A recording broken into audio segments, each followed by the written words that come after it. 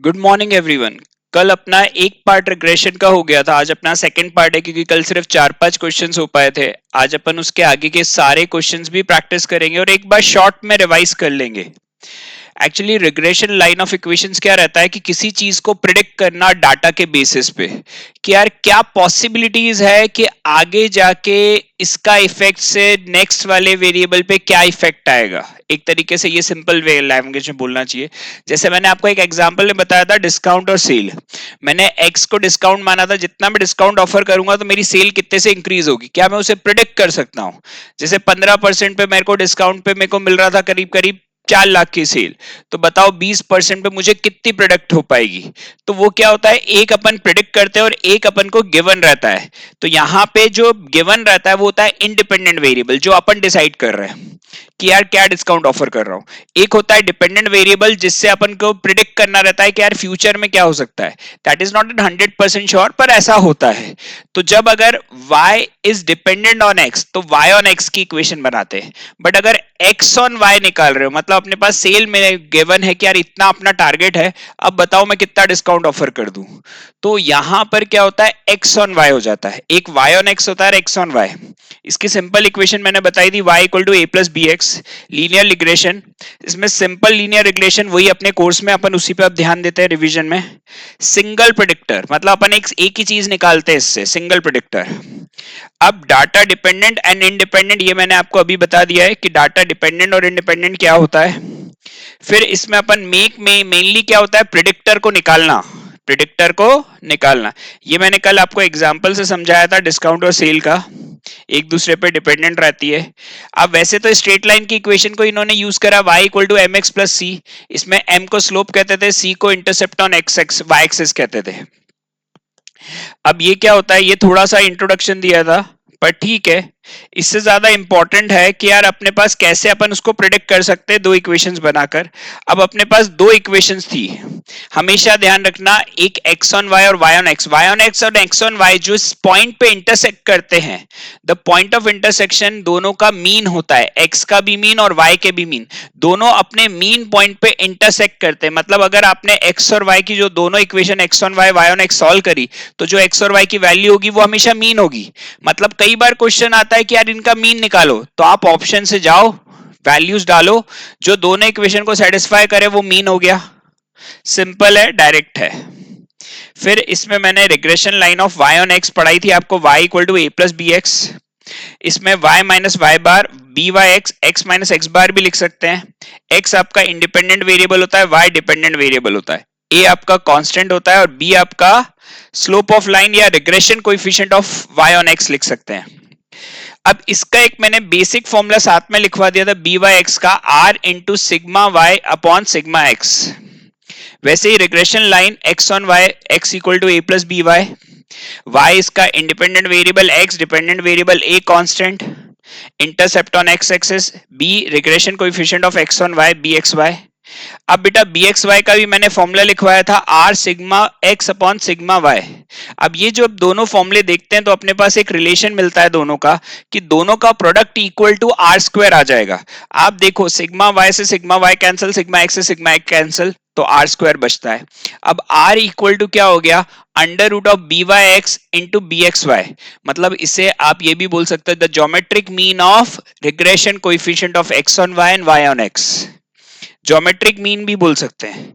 इसी को दोबारा एक्सप्लेन करा कि geometric mean of B Y x and b x y is a correlation coefficient r. अब आर की वैल्यू -1 से 1 के बीच में होती, तो मतलब इनके प्रोडक्ट के रूट की वैल्यू भी हमेशा -1 से 1 के बीच में ही होगी। Arithmetic mean of B Y x and b x y is greater than r, क्योंकि वो उसका ज्योमेट्रिक मीन है। अपन ने पढ़ा हुआ है एपीजीपी में, स्टैट्स में, स्टार्टिंग में, कि यार arithmetic mean is always greater than equal to geometric mean. R क्या रिप्रेजेंट करता है, उसका ज्योमेट्रिक मीन। ठीक है, अब ये स्पेशल फॉर्मूले तो पढ़ने पहले अपन अपने क्वेश्चंस कंप्लीट करते हैं। ये अपन ने पढ़ा था इसको एक बार, क्वेश्चंस कंप्लीट करे बिना मजा नहीं आएगा बेटा, प्रैक्टिस जरूरी है। मैं देख रहा हूं मेरे नॉन मैक्स वाले बच्चों को प्रैक्टिस की बहुत डिमांड रहती है। अपन प्रैक्टिस करते हैं, आराम से हो जाएंगे क्वेश्चंस। हाँ, ये आ गए रिग्रेशन पे, बहुत क्वेश्चंस कर चुके हैं अपन बेटा, ये यहाँ पे अब अपन को आगे की प्रैक्टिस करनी है। फिर से करते हैं। इफ टू रिग्रेशन लाइंस, एक ये दे रखी है और एक ये दे रखी है, तो x का मीन, अब x का मीन दे रखा है तो सिंपल है बेटा, जो x का मीन है वो इक्वेशन को तो सेटिस्फाई करेंगे ही। तो आप x की जगह, ये कलर चेंज करते हैं, दिखेगा x का मीन अपन ने रख दिया 9 प्लस y इक्वल टू 9, तो y इक्वल टू हो गया 9 माइनस 18, दैट इज -9। काम खत्म, सिंपल डायरेक्ट, वो इक्वेशन को सेटिस्फाई करेगा। मैंने बोला कि दोनों का पॉइंट ऑफ इंटरसेक्शन जो रहता है वो रहता है x बार कॉमा y बार, एक होता है y ऑन x और एक होती है x ऑन y। तो आप उस इक्वेशन में पुट कर दो, आंसर आ जाएगा। अब bxy आपको दे रखा है -1/8, bxy जब भी दे आप एक बार फिर भी सेफर साइड फॉर्मूला लिख लो, वैसे तो याद होना चाहिए, अब फिर भी लिख दो। अच्छा, ये अपन ने bxy, वैसे तो इसमें जरूरत इस किसी और फॉर्मूले की थी क्योंकि byx ही पूछ लिया। अब अपने पास एक रिलेशन था bxy into byx equal to are square. Last line तक पढ़ते हैं तो -1/8 इंटू byx इक्वल टू -1/2 का स्क्वायर। अब आपको सॉल्व करना है तो ये कितना इजी हो जाएगा, 1/4 कैंसल 2, तो byx हो गया आपका -2। Simple, direct. आपको ये फॉर्मुलेस की प्रैक्टिस तो करनी पड़ेगी बेटा, फॉर्मुलेस याद कर, मैं पहले मिनिमम फॉर्मुले याद करा रहा हूं, मैं सारे फॉर्मुले एक साथ नहीं याद कराने का रीजन है बेटा, स्टार्टिंग के जो 3 फॉर्मुलेस मैंने अभी याद कराए हैं, 3-4, इसी में मैक्सिमम 90% आपके क्वेश्चन कवर हो जाते हैं।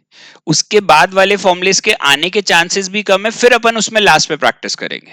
तो आपको मैं हेडेक नहीं देना चाहता हूं कि इतने फॉर्मुलेस एक साथ याद करो, मैं वो याद करवा रहा हूं जो एग्जाम पॉइंट ऑफ व्यू से आपको पहले याद होने चाहिए। अब इसमें भी x बार और y बार निकालना है तो आप ऑप्शन से कर सकते हो। पहला ऑप्शन पुट करके देखते हैं,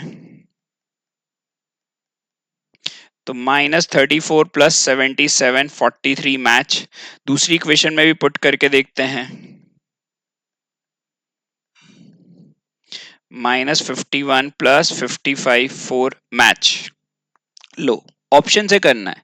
कभी भी x बार y बार पूछ ले तो इक्वेशन सॉल्व करने की जरूरत ही नहीं है भैया, वो दोनों इक्वेशन का ना जो सॉल्यूशन आता है वही x बार y बार होता है, ऑप्शन।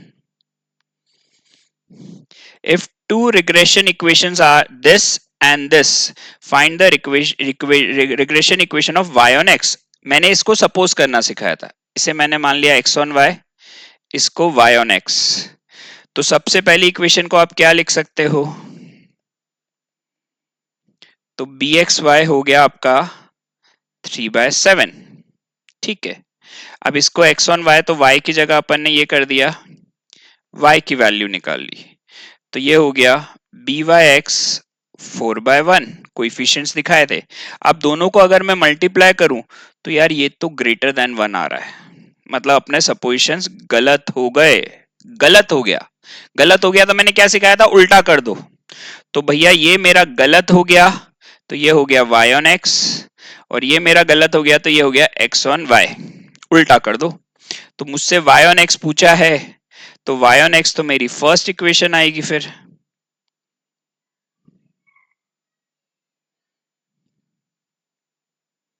इसमें गलत आंसर दिया बेटा, क्योंकि अगर मैं उल्टा करता हूं जब भी वो 7/12 लेस देन 1 आएगा बेटा, ठीक है। फर्स्ट और सेकंड को अगर अपन ध्यान से देखें तो पहले अपन ने x on y माना था, तो bxy की वैल्यू आ गई 3/7, बिल्कुल परफेक्ट। और y on x इसको अगर अपन ने माना तो x की byx की वैल्यू आ गई 4/1, जो कि गलत है। आंसर फर्स्ट दे रखा है, ऑप्शन गलत दे रखा है इसमें, ठीक है। अब अपन आगे चलते हैं, चलो। Dash of a regression coefficient is greater then the correlation coefficient, arithmetic mean, अभी थ्योरी में लिखवाया अर्थमेटिक मीन। फिर से अपन यहां अप्लाई कर लेते हैं, एक बार कॉन्फिडेंस आ जाएगा, एक जगह गलत है दूसरी जगह सही आ जाएगा। अपन ने फिर इसको मान लिया x ऑन y, इसको y ऑन x सपोज कर लिया, तो x इक्वल टू आ गया -2y+5, तो bxy आ जाएगा मेरा -2/1, और y की वैल्यू निकालते हैं इस बार, तो byx आ जाएगा मेरा -2/3। अब मेरे जो सपोजिशन है उससे अगर मैं मल्टीप्लाई करता हूं तो ये मुझे क्या मिल जाएगा, 4/3 ग्रेटर देन 1, मतलब मेरे सपोजिशंस गलत है। क्या है, गलत। तो ये क्या हो जाएगा, y ऑन x, और ये क्या हो जाएगा, x ऑन y। तो मतलब मेरा ए ऑप्शन आना चाहिए। आ गया, सही है, परफेक्ट है, मतलब पिछली बार का आंसर गलत दिया था। This is a simple thing. अब आपको याद रखना है, जब मैंने पहले उसको सपोज करा था x ऑन y, तो मैंने x की वैल्यू निकाली और y का कोएफिशिएंट अपॉन x का कोएफिशिएंट। जब मैंने x ऑन y करा तो y की वैल्यू निकाली, तो फिर x का कोएफिशिएंट अपॉन y का कोएफिशिएंट, फिर दोनों को मल्टीप्लाई करके देखा, पर वो 1 से बड़ा है तो गलत है, उल्टा कर दो, जो सपोज करा उसका उल्टा कर दो।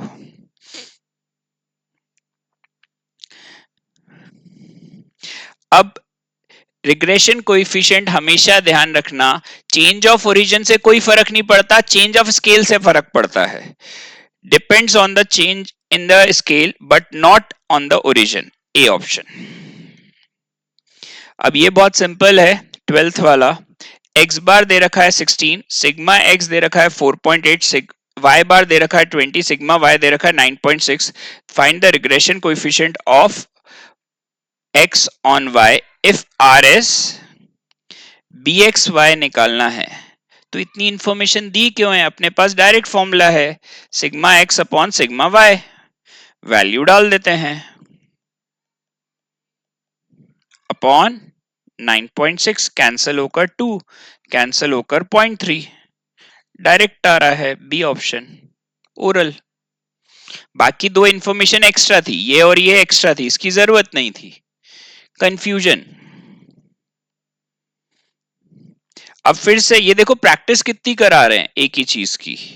यार फिर से पूछा है कि इसमें से कौन सी y ऑन x है, सपोज करा x on y, y on x। अब x ऑन y अगर मैंने इसको सपोज करा तो x की वैल्यू आ गई 2y+5, तो bxy आ गया 2/1। अब इसकी वैल्यू निकाली, माइनस आएगा ना बेटा, भूल नहीं रहे, byx -2/3। सेम टाइप का क्वेश्चन, रिपीटेटिव क्वेश्चन हो गया शायद ये, क्योंकि इसमें देखो फिर से मल्टीप्लाई करेंगे तो क्या आ रहा है, 4/3। तो अपना सपोजिशन क्या हो गया, गलत, ये हो गया y ऑन x, ये हो गया x ऑन y, तो मतलब यहां पे ए ऑप्शन सही है। उल्टा करना पड़ेगा क्योंकि 4/3 इज ग्रेटर देन 1, एक रिपीटेटिव हो गया क्वेश्चन। अब x बार और y बार निकालना है, ऑप्शन से करना है। मैं आपको आज पीडीएफ भी शेयर कर दूंगा, ऑप्शंस वाले क्वेश्चन बार बार नहीं कर रहा हूं। चेंज ऑफ स्केल होता है बट ओरिजिन नहीं होता, चेंज ऑफ स्केल ओनली। अच्छा ये देखो, ये अब काम की चीज है। अब यहां पर अपन ने पहले अपने पास इक्वेशंस गिवन है, ये y ऑन x है, ये x ऑन y है, तो 2.5y equal to x plus 35, तो byx आ गया 1/2.5, और ऐसे ही 10x equal to y plus 70, तो bxy आ गया 1/10। दोनों का multiplication equal to are square, तो 1/25 इक्वल टू आर स्क्वायर, तो r की वैल्यू 1/5 मतलब 0.2, डायरेक्ट, सिंपल है। अगर y ऑन x है तो y की वैल्यू निकाल लो, x ऑन y है तो x की वैल्यू निकाल लो, दोनों के कोएफिशिएंट को डिवाइड कर दो। byx में x का कोएफिशिएंट अपॉन y का कोएफिशिएंट, bxy में y का कोएफिशिएंट अपॉन x का कोएफिशिएंट, काम ही खत्म। If one of the regression coefficient is dash of unity, then the other must be. अगर एक ज्यादा है वन से तो दूसरा वन से छोटा ही होना चाहिए, जब भी तो वो मल्टीप्लाई होकर उसे छोटा बनाएगा, लेस देन वन। तो एक बड़ा तो एक छोटा, तो छोटा बड़ा किसमें है? सी ऑप्शन में। एक मोर देन है तो एक लेस देन होगा ही होगा, दोनों मोर देन होंगे तो वन से बड़ा हो जाएगा, जो कि पॉसिबल ही नहीं है। मतलब उन्होंने सिंपल बात है, एक अगर वन से बड़ा है तो दूसरा वन से कम होगा, तभी मल्टीप्लाई होकर वो वन से कम आएगा। तो एक बड़ा तो दूसरा छोटा ही होगा, दोनों साथ में बड़े या दोनों साथ में छोटे नहीं हो सकते। If y is dependent variable of x, dependent variable है, x इज इंडिपेंडेंट वेरिएबल है, and the standard deviation of x and y, sigma x sigma y, the coefficient correlation r, y on x। ये तो simple है, direct देते क्यों है ये?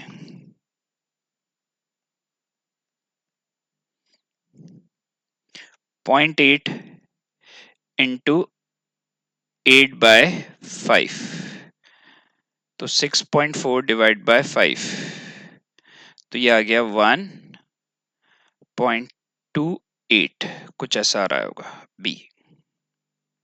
Direct था, बिना कैलसी के भी कर सकते थे। If x bar and y bar are the arithmetic mean of sigma x and sigma y are the standard deviation by x, this is the point of intersection of x and y on x is x bar and y bar। theoretical question, mean होता है, पढ़ाया है। The coefficient of correlation between two variables x and y is the simple dash of the regression coefficient। Geometric mean, geometric mean theory में लिखवाया मैंने, geometric mean होता है, मैंने पढ़ाया था ना, आर इक्वल टू क्या हो जाता है? Under root of B x Y into B Y X. मतलब R is geometric mean of B x Y and B Y x.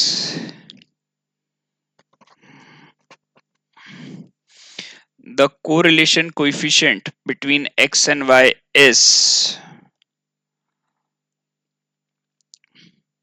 if the regression lines are this and this, तो अपन मान लेते हैं इसको पहले x on y। थोड़ा ध्यान से सुनना ये, और इसको y on x, इसको थोड़ा ध्यान से सुनना। तो 8x इक्वल टू आ गया 10y माइनस 66, तो bxy आ गया 10/8, 5/4, और 40x equal to 18y plus 214। नहीं, y की वैल्यू निकालनी थी, जल्दबाजी हो गई, दोनों में x आ गया।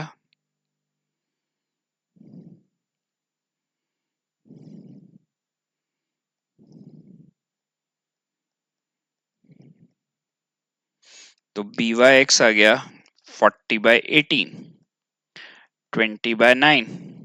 अब मैं दोनों को मल्टीप्लाई करूंगा तो ये मेरा बड़ा आ रहा है, तो अपना उल्टा सपोजिशन हो गया, तो ये मेरा हो जाएगा by(x) अब 4/5 और bxy 9/20, तो मल्टीप्लाई करेंगे तो 36/100, उसका अंडर रूट 6/10, मतलब 0.6, ये मेरा आर आ गया, और पॉजिटिव है तो पॉजिटिव आएगा।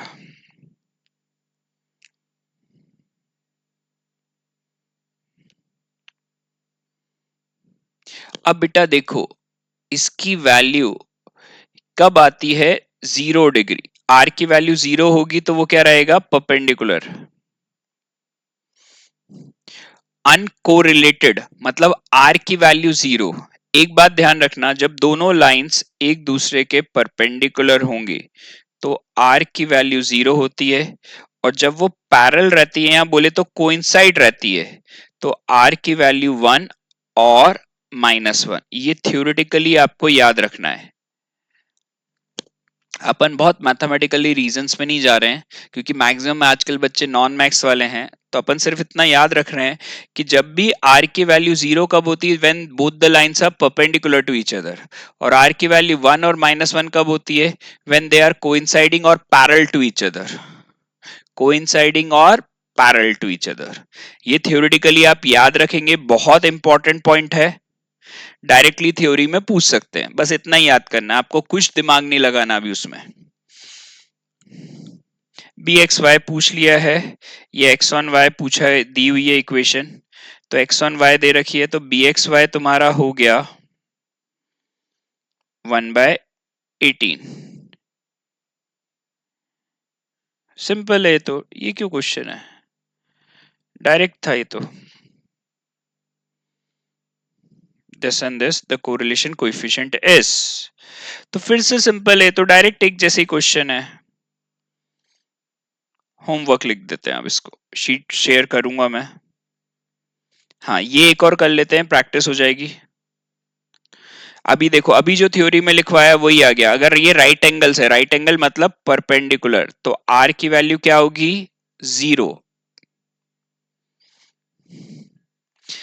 This and this equation are two regression equations, then the correlation coefficient are equal to, तो यहां पे फिर से अपन ने सपोज करा x on y, y on x, तो पहली इक्वेशन अपनी हो गई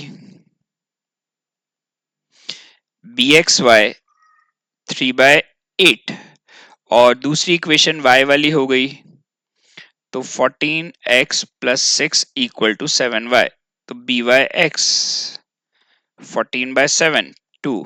अगर दोनों को मल्टीप्लाई करेंगे, भाई इस बार सपोजिशन सही आ गया, 6/8 लेस देन 1, तो सही सपोजिशन है, आंसर डायरेक्टली आ जाएगा इससे कि यार 6/8 आ गया तो 3/4, तो 3/4 का अंडर रूट, 3/4 का अंडर रूट निकाल लेते हैं, मैं भी क्यों करूं, कैलकुलेटर अलाउड है भाई।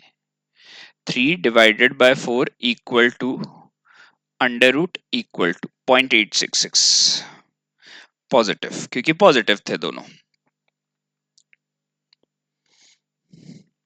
अच्छा, कोइंसाइड अभी लिखवाया, अगर पैरेलल कोइंसाइड हो गए तो आर की वैल्यू 1 और -1 लिखवाया थ्योरी में, sufficient.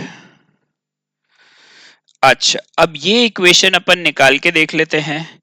If the mean of x and y variable are 20 and 40 respectively and regression coefficient of, मतलब byx दे रखा है तुम्हारा 1.608, then the equation of y on x, तो y on x की इक्वेशन का फॉर्मूला क्या होता है, byx x minus x bar, तो y minus 40 byx x minus 20, तो byx की वैल्यू है, पुट कर देते हैं,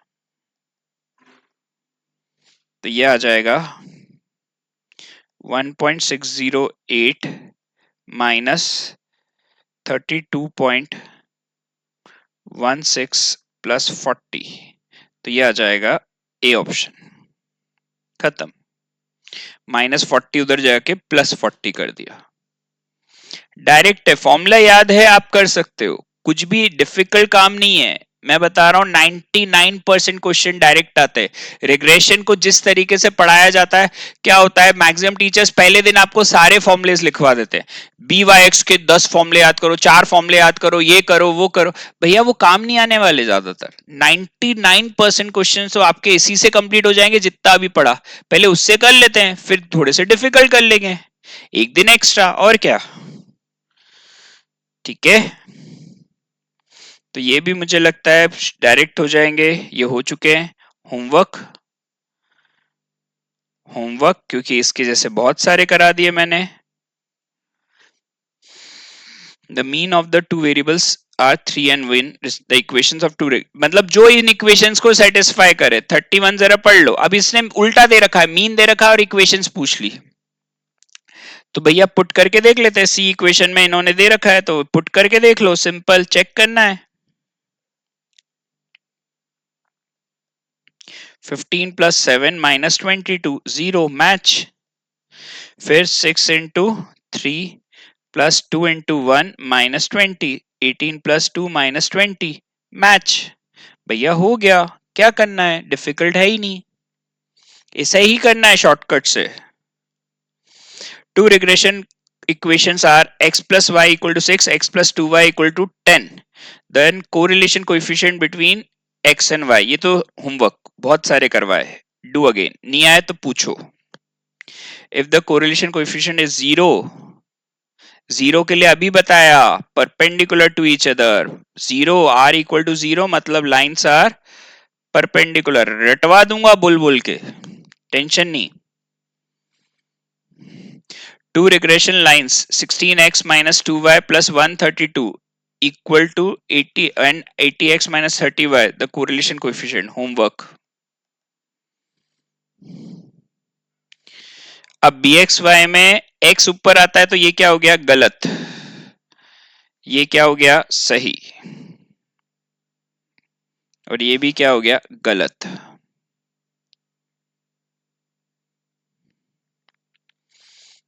आगे कोई भी ऐसा डिफिकल्ट क्वेश्चन रह गया है क्या, मैं पहले चेक कर लेता हूं।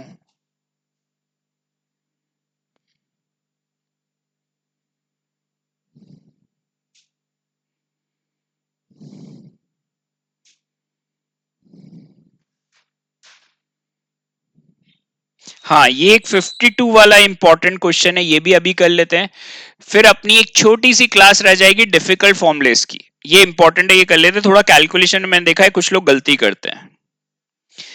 अब two regression correlation between x and y, तो ये एक्स ऑन वाई मान लिया, ये वाई ऑन एक्स मान लिया, तो 2x इक्वल टू 3y, तो bxy हो गया तुम्हारा 3/2, और ये हो गया 5x equal to 4y minus 11, नहीं अब y की वैल्यू निकालनी थी ना, फिर देखा यही गलती होती है, एकदम से अपन फ्लो में कर देते हैं।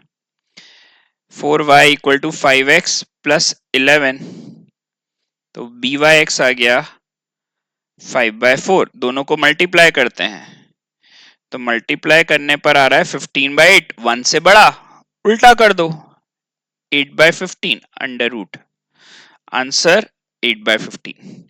ये अपना बेसिक क्वेश्चंस विथ इंपॉर्टेंट सारे सारे फॉर्मुलेस के साथ हो जाएगा।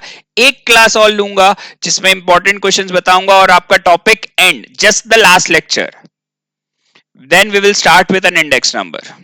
एंड डू कमेंट कि आपको क्या है क्वेश्चन प्रैक्टिस समझ में आई कि नहीं आई, कोई डाउट्स है तो भी आप उस कमेंट्स में लिख दो, अपन उसको सॉल्व कर लेंगे नेक्स्ट लेक्चर में। थैंक यू बेटा।